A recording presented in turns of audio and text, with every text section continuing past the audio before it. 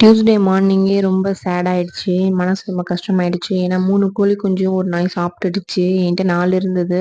ஒண்ணே 1 மட்டும் தான் இப்ப இருக்கு வீட்ல.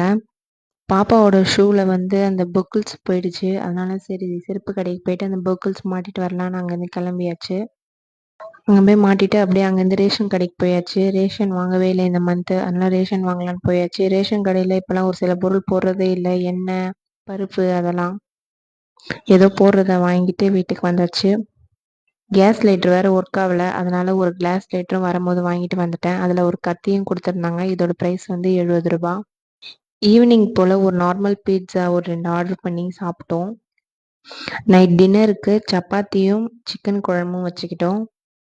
நிறைய மசாலாலாம் போட்டு செய்யல. சிக்கனில் நார்மல் மசாலா மட்டும் தான் போட்டு நான் செஞ்சுருந்தேன். டேஸ்ட்டு கூட சூப்பராக இருந்தது.